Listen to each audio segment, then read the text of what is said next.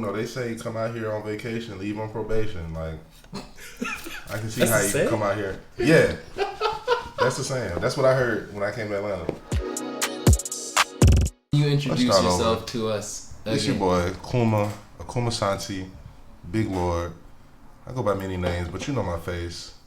Mr. Cartridge. It's me. It is him. This is Akumasanti. It is your boy Cap on the other end of the mic. You don't have to worry about me. It's all about Kuma right now. Man, I'm humble. I appreciate that, man. I appreciate you. I appreciate you for coming through. This is, again, every time I see you, and I said it, we were saying it earlier where no one can hear us, but I want to make sure people know. Yeah. This man is consistent. The most consistent attitude, the most consistent vibe. My man comes in here, mad, cool, calm, and collected. I bet if some shit popped off during Cartridge, wouldn't bat an eye. Wouldn't bat a damn eye. He'd just be like, "Oh, we got to get out of here. All right, we leaving out then." Wouldn't flinch. I mean, excuse me. Take your time. Gotta maintain composure, man. No matter what you're doing, you can't fold. Have you always been like this stuff? I was real manic, very sporadic, out there, and I just learned to be more comfortable in my own skin and just chill out. What was kind of like a catalyst for that for you? I felt like I always had to be in the mix. Like, I couldn't not do nothing. So like, if it was something going on Monday, I'm going on Monday. I'm doing something Tuesday, Wednesday, Thursday. Like, and that was just in general. I felt like I just had to be doing something, even throughout the day. Like, just felt like I needed to be doing something, and that turned into doing a lot of shit I didn't need to be doing. And just had to tone it down and learn to like, hey, it's okay to chill, and I've just been chilling, man. How recent was that transition? Was that how many years ago would you say? I'd say about 6 years ago. 6 years ago? Okay. Yeah. About 6 years ago.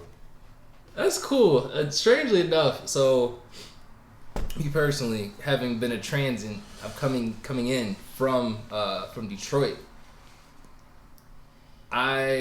When I came into 2018, everyone was telling me how much was changing about Atlanta, and then over time, as I got to meet other people, they would tell me how different they've become in that short period of time, and I'm like, I came here at a very strange time. Atlanta, I'm not even from here. I'm from Texas, really. So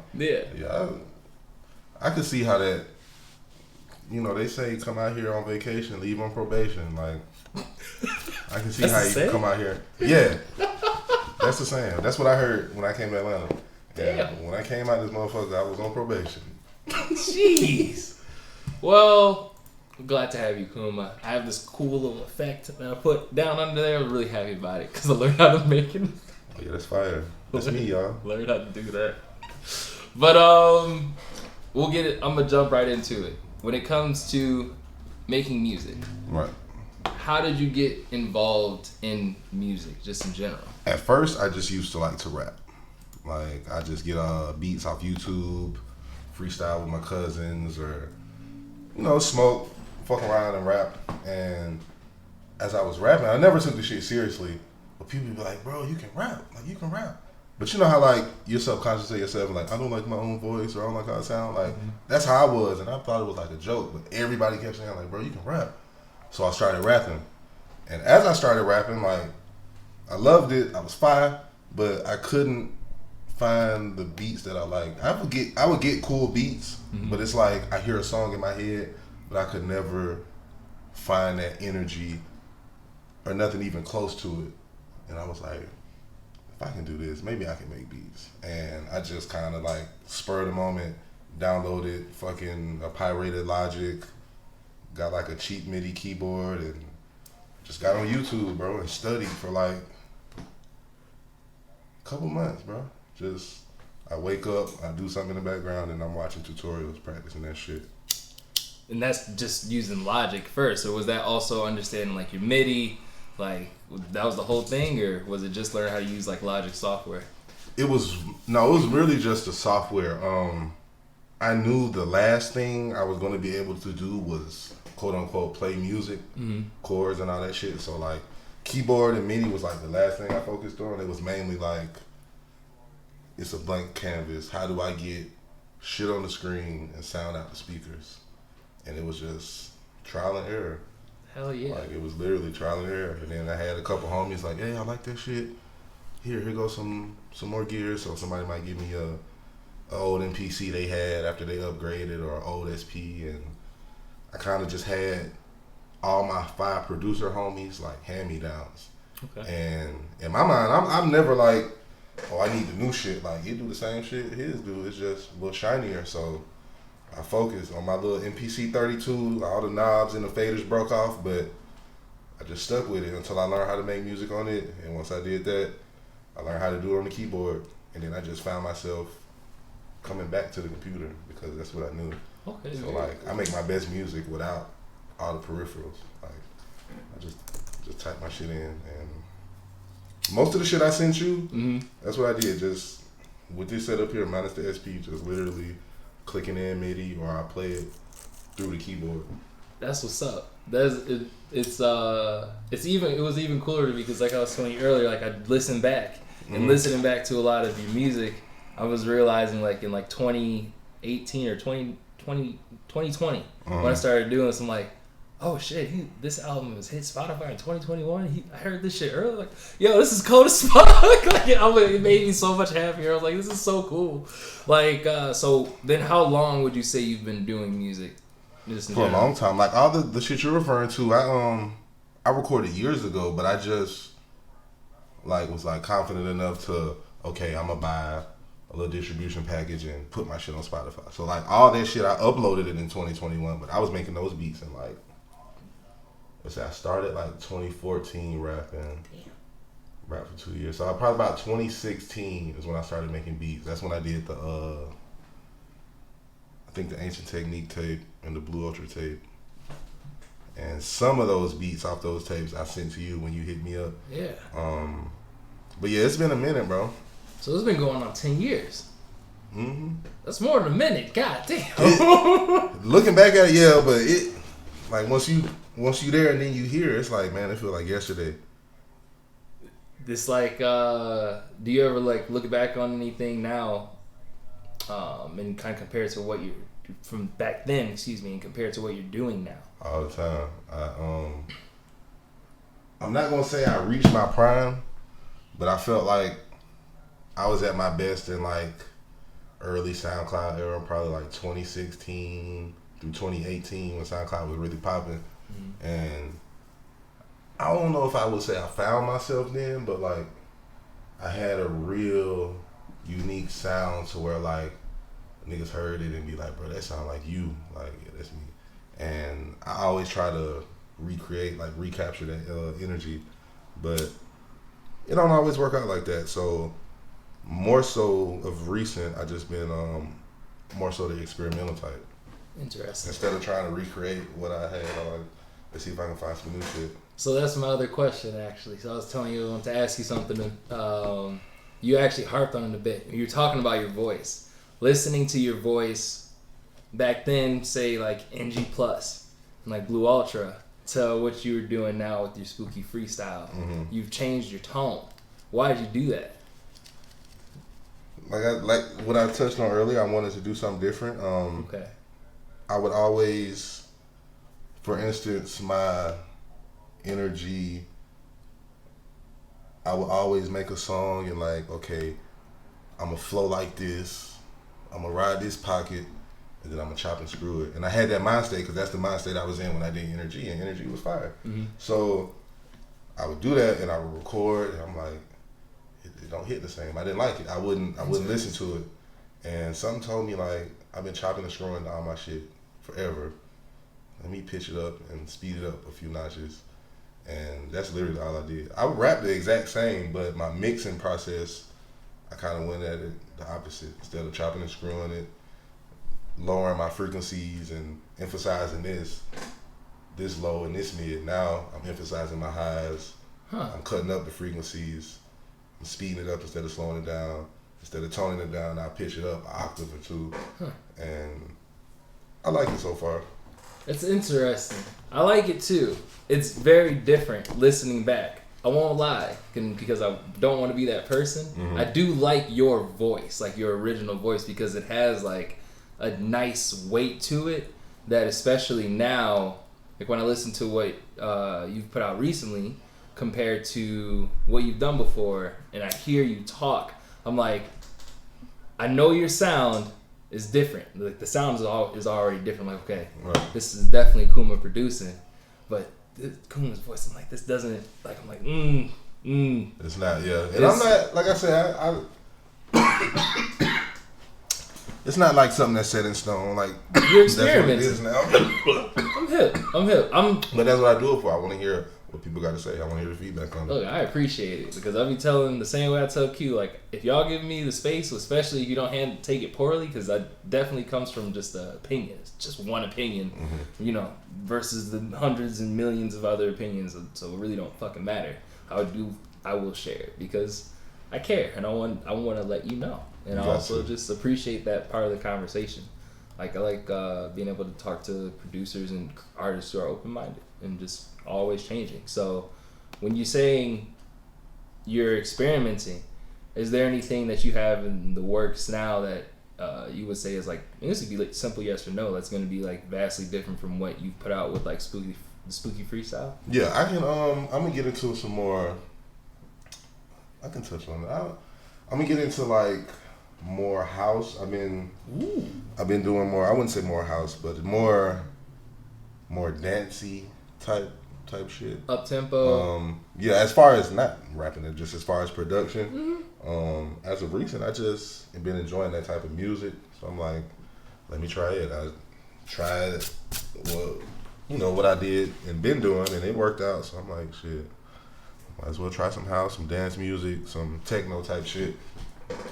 Hell yeah. I just want to be as versatile as possible, man, because I didn't know I could be making beats, and I'm making them. So I just don't want to limit myself into just trap or whatever I'm doing or whatever you want to call it, underground or whatever. No, I appreciate that. That it hit me like at the end of last year, especially when we finished all the battles. I was like, this isn't like a lo-fi experience, a lo-fi trap, like just hip hop specific experience that I'm having with yourself and many of the other producers around here. Like, and Q being here really hit. I was like, wait, y'all are strictly just making music through and through. So to put you all in a box is to limit, one, the experience that we can have as listeners, and then that's limiting us, like kind of having like a tunnel vision to who you all are as creatives. When y'all are like, you have the whole fucking world's your oyster. You can go anywhere and do anything.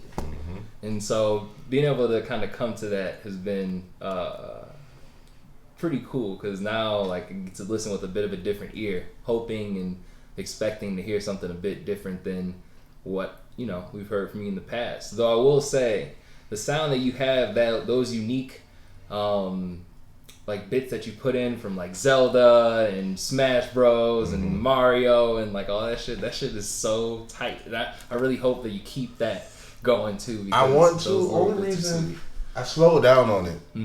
The only reason why I was like, I felt like I kind of feel like I was the first one doing that shit. It like, sounds like Earth. Like I think I was the first nigga to put like a Kamehameha beam before the beat dropped and the perfect and all that. And I was like, I'm here to make the Stallion songs and Gunna and Thug and shit. And it's not like I can't put a monopoly on that. Like, that's not my shit. I don't own Dragon Ball but like, bro, I did all that shit first, man. And now that I've been hearing it so much, I'll either just use it less or not at all, or I'll just use some different shit.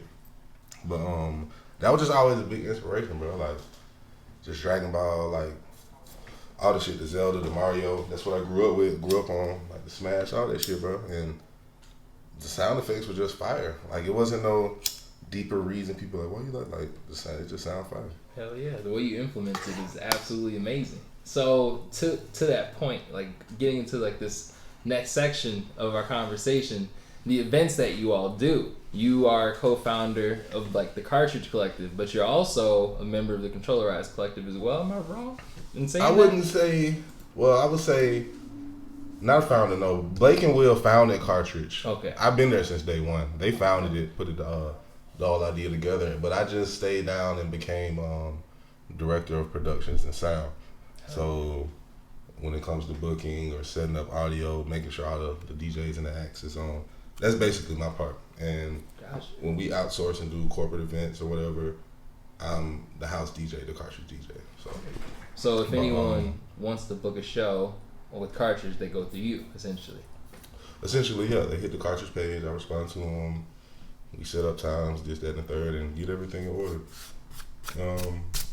And as far as controllerize, I wasn't a member. I would say I was an honorary member. Like, kind of with cartridge, I was with controllerize day one. Mm-hmm. And I was just always there, bro. Like, when it was from, Slice, there was at some spot on the west side. I forgot the name of it, little pizza spot.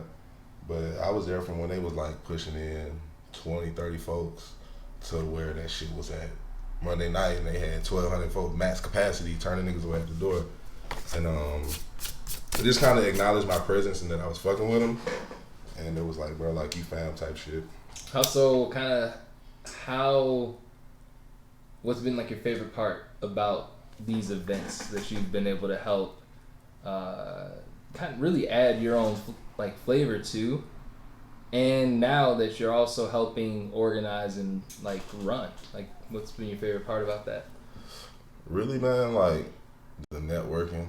Okay. Like I didn't realize like how powerful that shit was. Like people like, man, come out here and meet these folks and do this and do that. And you know, most folks be like, oh no, I don't want to do this. But once I actually got out and started making those connections and talking to people, that's when the shit that I'm doing now started happening. Okay. Like, oh, I like what you're doing. Hit me up, and we can talk about this, that, and the third. I put you on with this and that person, and it take off. Like, get out there and make them connections. Okay, bet. Do you see cartridge as like a space for that for people who are within like this kind of artist collective around Atlanta? There are a lot of different, I would say, sects of artists in Atlanta, but cartridge feels like kind of like a home for everyone to kind of network and come together. Like anytime it's more so for the artists. Okay. Like everybody, I'm not gonna say everybody, but most folks at cartridge done heard my shit. Most folks done heard Hunter's shit. Blake don't make music, but the purpose is to like, hey, this is what you're doing. Like, come up here and play. Like, we got good people, we got vibes, we got energy. Come play your shit. You know what I'm saying? So we try to give everybody the opportunity. Like, motherfucker come up to me and be like, hey, bro, I got his ass booked next week. He be playing. He be thinking I'm playing. He be like, oh, can I come up here? And that's how most of these newer folks that you've been seeing at cartridge, like, they'll hit us up and, hey, can I DJ? I make music and. Yeah, come on. Have you been seeing more and more producers, say from when you started going to cartridge and started going to controllers? Are you seeing a rise in producers coming out to these particular kinds of events trying to play, or does it feel like it's about the same, or it's been like pretty consistent? No, it's been on the uptrend. It's in the beginning it was a lot of the same acts rotating, and then now we're getting a good influx of newer producers. Like almost every week for about the past 2 months, there's been at least one or two new people I've never heard before. Okay. So one thing I want to know, what is the difference between a producer and a DJ? A DJ plays the music that a producer makes. Okay. Yeah. But a producer can also play music in the same way a DJ can. But a DJ may not necessarily be able to hit the same way a producer does? Nah, the opposite. Like, a DJ gonna have better transitions. Okay. And it's gonna be more so, it's gonna feel like one long song.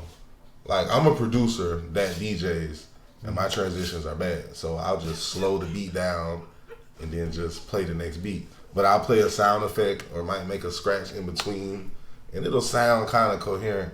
But with a DJ, it's going to sound like you're going to hear beat A transition into the lyrics of beat B, song B. Interesting. It'll be like one cohesive thing. I think that's interesting because I would have assumed that it was like what I just, like, you would have agreed. Like, the because the producer, because you all create the sound, like create that experience, it would make sense to me that you would also know how to curate it. Curating the music, like, no, I can curate the proper songs to play. I meant as far as just actually, technical, like the actual execution of going from one song to the next. Okay. Yeah, producer, I'm ass at that. Really? Yeah. But I make it sound decent. Like, if you wouldn't know unless I told you. But I'm a horrible DJ. If you ask like a big venue owner that wants a DJ, they're gonna want clean transitions. The BPM from one song gotta match the next one. With me, like, I go more so, this song sounds good after this one. I don't care about if it's too fast or if it's out of key. Like, I want to hear this song next. So the actual transitioning, it's almost like the live mixing. Yeah. So to speak, is where a DJ shines. And to see, damn. Yeah. I would not have guessed. I mean, yeah, but song choice plays a role in it though too. So we all have to know our strengths in that way, and I appreciate that you're at least accountable and like able to say like, nah, that ain't me. Yeah, I'm not. That ain't me. So for other people, like when it comes to like folks getting into music and they're trying to really be successful, right? What are some things that you feel like that you think people should let go of if they want to succeed in music? Let go of the monkey on your back. Like, people take themselves too seriously. Mm-hmm. And I think like that was my main issue in the beginning. Like, it was just, okay, you ain't have to be tough all the time, and you don't have to be so focused and this is what I need. Like, sometimes do that shit to have fun. Sometimes just take a break. Like, I made some of my best shit like after I was frustrated and then stopped for like a month or two and then came back with like a new perspective, a fresh palette, and that come with just not taking yourself too seriously. So we were talking about it a little bit earlier when folks couldn't hear originally. Right. Yes, Genesis going on in the back. Yeah, I'm trying to keep it. Yeah. It's cold. No. Have you seen this tournament? Not this one. Dude, this is the 9th iteration of this, man. This tournament is absolutely insane. The Smash community, as I'm sure you know, is huge. So I watch it for the wrong reasons. I watch like the Salt and that's the right reasons to watch it. But no, I watch just the compilations of only that. Like, I don't care about the tournament. Like, I might just watch Rage compilation. Just watch niggas smash controllers all day and shit. That's FGC. That's what people in the FGC especially, that's what they want. Mm-hmm. I've told many people this before too, especially folks who like haven't been able to see like esports production from that side. Right. For years, bro. They would, any other game, they would be like, man, these players aren't hype enough. These players don't get into it. The only other community that I think it was able to really match the fighting game communities like energy, unsurprisingly, was the Gears of War community. Mm-hmm. Competitive Gears of War, them players. Oh no, they was on one. They wilding all the time. Like, and then obviously Madden players too, but we won't go there. Anyway, Madden or 2K niggas. Or 2K, they be tripping, dog. But for you though, like, I was gonna ask you, as you started to, so I remember you saying you were kind of like hyped up when you were a little bit younger. Mm-hmm. You started to tone down. Did you see that change happening in your music too? Or were you already kind of toning down by the time you started really getting into? I wouldn't say I seen it toning down. It was just as less consistent as I would have liked. Like, I could have put out like tape after tape music, but like, if I didn't like it, I wasn't gonna force it. So if it took a year between Ancient Technique 2 and 3, like, I had to do that. Like, I may have dropped 6 mixtapes in a year, 2014, 2015, and then might not have dropped none until like 2017, 2018, just because like it didn't sound right and I didn't want to put it out. Damn. So it wasn't more so the music was toned down. It was just, it wasn't enough tracks, basically. Like, I was just sitting on tracks, trying to come up with themes and ideas to center like a beat tape or album around, and if I wasn't feeling it, like, I'll put it off. Okay. Who was doing some of your like album artwork? Your album artwork is cold. I did all my album art. So there's 2 phases. Which from you talking about Spotify and on Apple now, or from my Bandcamp? I was looking at things from your Spotify. I did all that. You did all that? Where'd you do that in? On GIMP. Word? It's a little freeware. It's like Photoshop, but it's called GIMP. And just like I did with the beats, I got on YouTube and I'm like, how do I make glowing letter? Or how do I make glowing font or some shit? And I'll watch on my second screen tutorial and I'll be doing that shit on the screen. That's exactly what I'm doing right now. YouTube University, folks. Don't deny. Yeah, you can't sleep on that, man. That's free game. For real. And there's just a ton of it. So get on there and learn you something. Like, seriously. Up to this point, like where you are now, what is like kind of a dream that you've let go of? A dream I let go of? Probably going back to school. Okay. I wanted to go back to school, but I'll be realistic and be like, I don't feel like I'm going back to school because of what I want to do. Now, when I see what I want to do, I see that I don't need to go to school for it. Like, I'm already on the path to getting what I need to be done anyway. So, what would that have been though? Like, what would you have gone back to school for? Probably aerospace engineering. I was big into rockets and space and shit.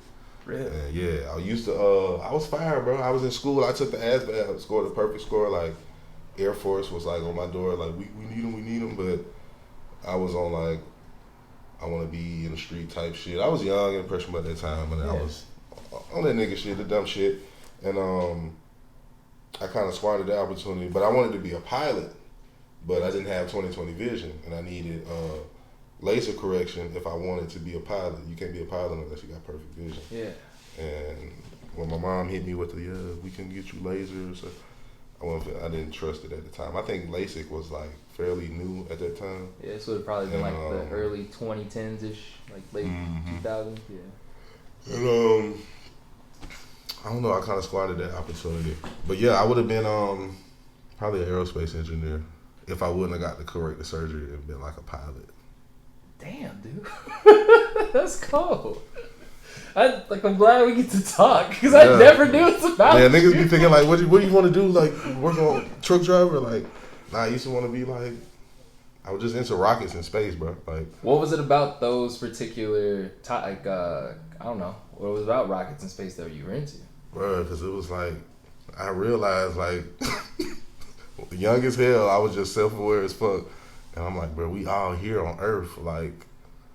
And everybody's like, ain't no aliens or ain't no this or that exists. And I'm like, bro, I knew at the time like how vast that shit was, and like possibilities and this number or that number or chances of being whatever it could be. And I'm like, bro, like it's some shit out there. Like nigga want to see like everybody worrying about what's going on here. Like I'm thinking like out there, and I was just infatuated with space, bro. That's like, really cool. Does that infatuation with space have anything to do or relate at all to your love of Dragon Ball Z?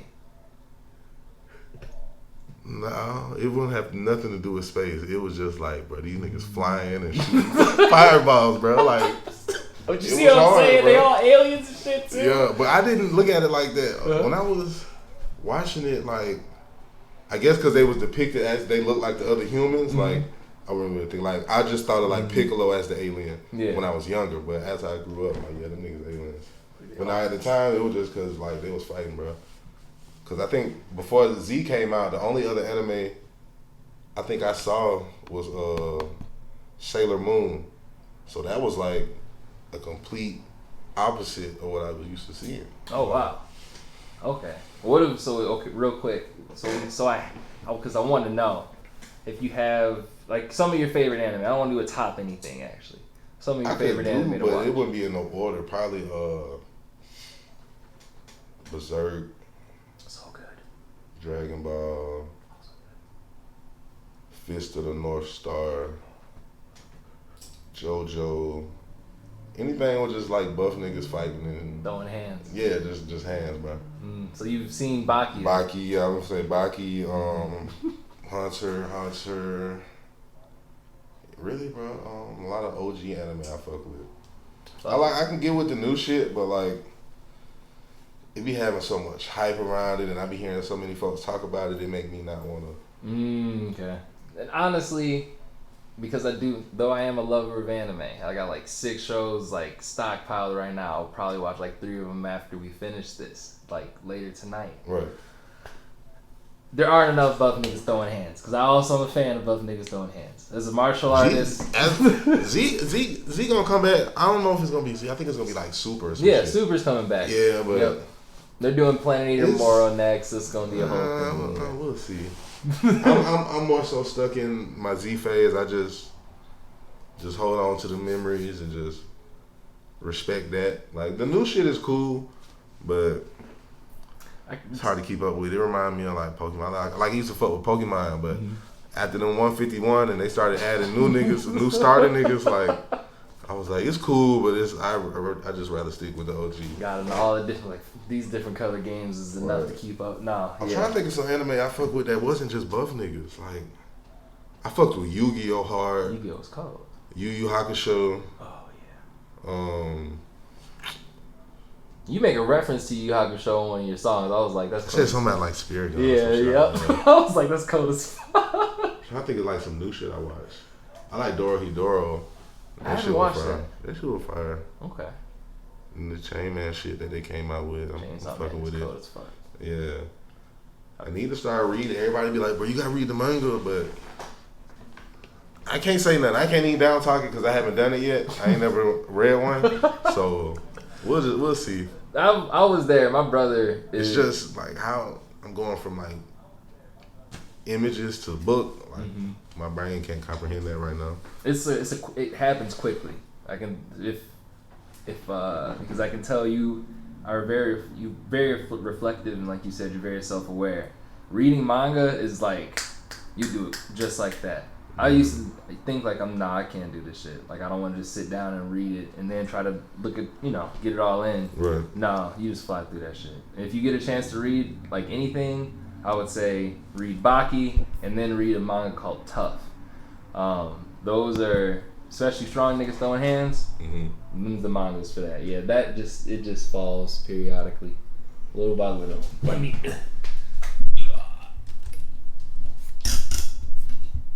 Thank you. Yeah, we good. Yeah, no, it'll be okay. So, up next, and because I wanted to keep these so concise, and I appreciate you, because it still feels like I'm very happy with like the process and the progress of this, man. This has been super cool. I did not know you wanted to be a pilot, and we're in the aerostation. That is so cool to me. Yeah, bro.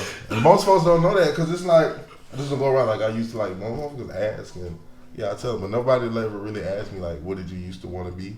Yeah. So I never really, it's not like I keep it a secret or nothing, just, I never got asked that question, or not often. But okay, so wait, so then what do you kind of see ahead for yourself now? Now, man, I see getting into, to keep it broad, getting into the esports community and giving more representation to the minority, the LGBTQ, and kind of more so normalizing it, and really, bro, just doing these events and doing it like full time, like, because I enjoy doing it. It's not something that feels like work. Yeah. So that's kind of where I want to see it going. So obviously you're gonna be continuing to do things with Cartridge, but is there an event that like you would kind of want to see? Like if you were to put on an event of your own, what would be something that you would want to do that would kind of be like a breakaway? It'd probably be some ratchet shit though, like because what I'm doing is kind of tame and wholesome, and so it'd probably be like some ratchet shit. Would video games be involved still? Yeah. Some like strippers playing video games, maybe. I wouldn't even want to say strippers with video games, but kind of similar to what we doing, but a lot more lax, and for lack of a better term, black. Okay. Yeah. I'm very interested in yeah. I'm very interested. I don't want to get you demonetized or nothing, but I'm no monetized here. You can say. But now, I've been working in this space long enough, dog. The reason I do this for myself and for like with the community is because I am tired of the professional approach to like streaming and doing shit. A lot of people, when they do interviews, it's got to be here, and though I do like the structure, the content itself ends up not having as much heart because we don't get to laugh and have fun and just kind of talk that shit. Right. You know? So, like, even like smoking weed and shit, any professional streamer would be like, look, you can't fuck. Yeah. But at the end of the day, this is not do it shit because this is real life. Fuck. I'd probably incorporate like, man, I don't want to encourage like drinking and driving in real life, but like some game shit where we like, you playing Mario Kart drinking like a drinking and driving game. That's actually that shit like that, and you know, those smoke outs and all that, and just embracing the more ratchet shit in life, man. Like I say, don't take yourself too serious and like just have some fun. Yeah. I be going to a lot of places and you niggas be feeling overbearing. Hey, I'm watching you. Don't do this. Don't do that. Like, come out here, be free. Come, you know, do what you want to do. Whatever you want to do. Type shit. I'm hip. Look, and to that, let's do this. I would really appreciate it if you would give us 15 minutes of just a vibe session, man. Man, I guess. What do you think? Man, it's nothing. I'm gonna switch over here. I want to try to get a little bit right there, a little bit in the back. I'm gonna move this over just a bit. And if you don't mind, I'll move this back just a bit here. Good.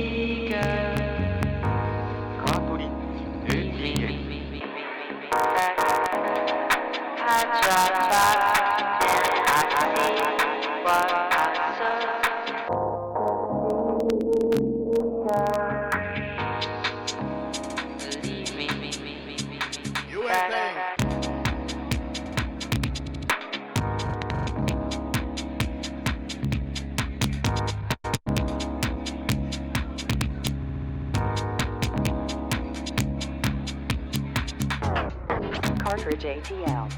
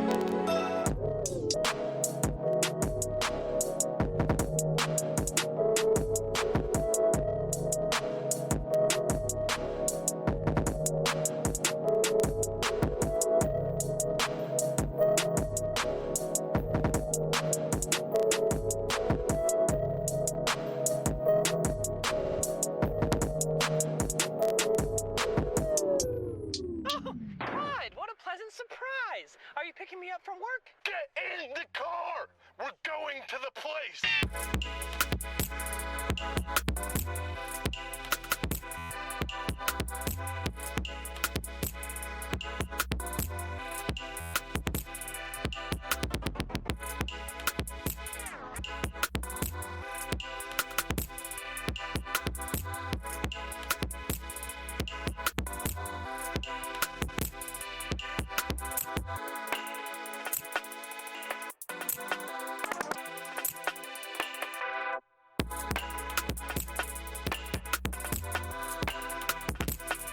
Knuckle sandwich!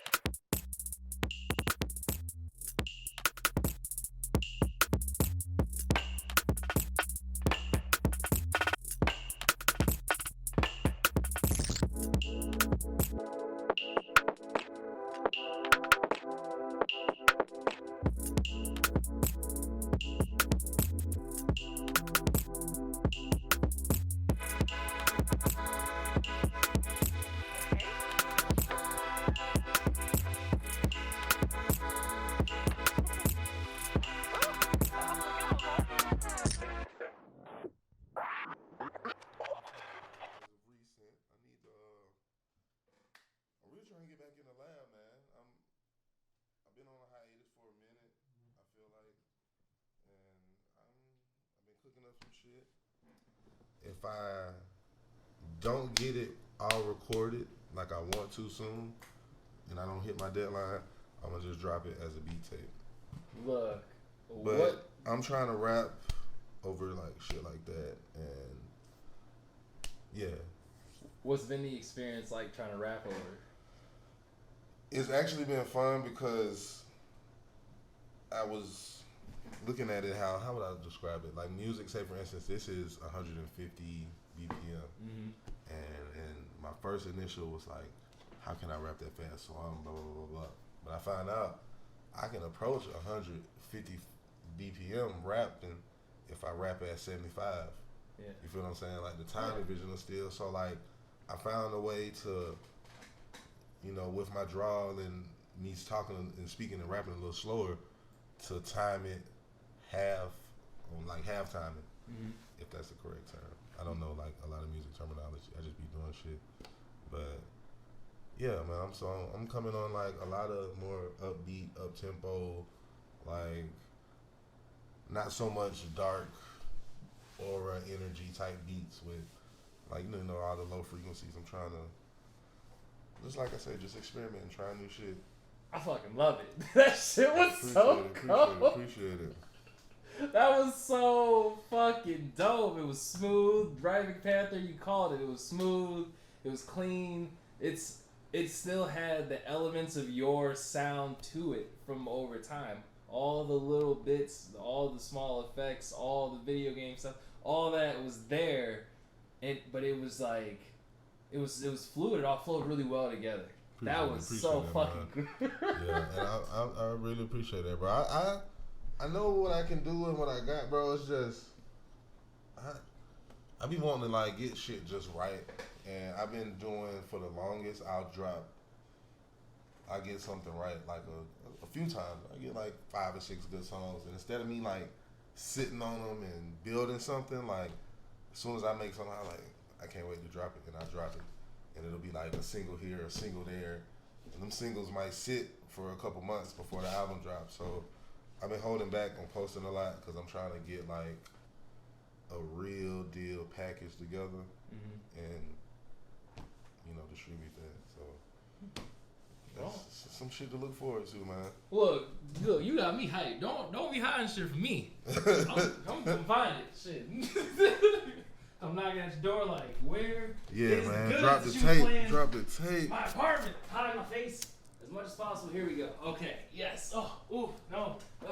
Shouldn't have got up like that, but it's okay. So, as a thank you for participating in the beat battle, thank you for participating in these interviews, thanking you for the music, everything.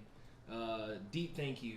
I want to give you a item from a company that myself support very deeply because it's a close friend, but also because through GudGameTV, one of the things that I'd like to do is just show appreciation to not just independent producers, but independent brands and other vendors who may be at conventions that folks don't normally get to see. Right. So, with that, this is a Madness and Company item. Feel free to pull it out, open it up. Appreciate that, man. It's in your size. That's why I was asking everybody. Yeah, I What the size is. Look, I'm high. I forgot about that shit. It's okay. So within there, you see, What we you got say, man, this? the Cutman card. It's the lower card, the thank you card. Yeah, my boy done laced me up. And I got something to match this, my boy. This is the perfect color, too. Yes. hey. Nah, I So, swear, bro. What's cool is recently Kenny, who's the owner of Madness and Company. Yeah, y'all know the grills I got. Y'all know this. Y'all know what I got that's green and orange. Wait till I step out in this one, y'all. Yep. Yeah, this hard, bro. Appreciate that, man. Most def, man. I'm glad you like it. Oh, yeah. I'm so glad you like it. Right up my alley. Thank you so much. I really appreciate you for doing this. Like I said, man, I wanted to keep these a bit more concise. The last time we did this, I think it was like 2.5 hours. And I was super high too. And I was But that was my first time. No, I'm not gonna lie. That wasn't my first time doing it. Mm-hmm. But it was my first time as far as like how you reached out professionally and like organized it the way. Because yeah, we know each other outside of this shit. But the way you hit me up about it, like I feel like okay, he's taking it serious and want to do professional. It was my first professional interview, but I did one before, bro, and it was like just running the mill. Like niggas like, oh, we got a camera, bro. Like just do some shit. And, like the mic quality was terrible. It was like a camcorder mic. We like 10 feet away. Can barely hear shit. Nah, even now, you saw I sent you all what? I messaged you again, sent you a whole calendar that you could pick from. Yeah, whatever man. date you wanted. real professional, y'all. My boy reach out to y'all. Y'all listen, respond. Hey man, now this is fire, bro. I'm finna put these up. Most def. If you can frame those if you want to, obviously do whatever you want. The characters are all original characters. So I'm sure you've seen me rocking his gear. Like this shirt that I'm rocking right now is a Madness and Company shirt. Word. And so it's one of those things where it's like if you ever find yourself at like AWA or MomoCon, especially being like Atlanta, like those being Atlanta Convention, Japan Fest, whatever, you'll likely see us around there. But thank you for your time tonight. I really appreciate it. Man. Again, everybody, Akumasanti. It's me, man. Look, y'all pull up Wednesday. We got a good community, welcoming, wholesome folks. We got video games. We got good drinks, good vibes, good music. Just pull up. Pull up. And where are we pulling up to again? Cartridge ATL, man. Joystick, Edgewood, every Wednesday. Hell yeah. And where can people find you? You can find me at Akumasanti on all platforms. I wouldn't say all, majority. IG, Apple Music, Spotify, Twitter, Akumasanti. Dope. Thank you, bro. I'm going to stop this record here.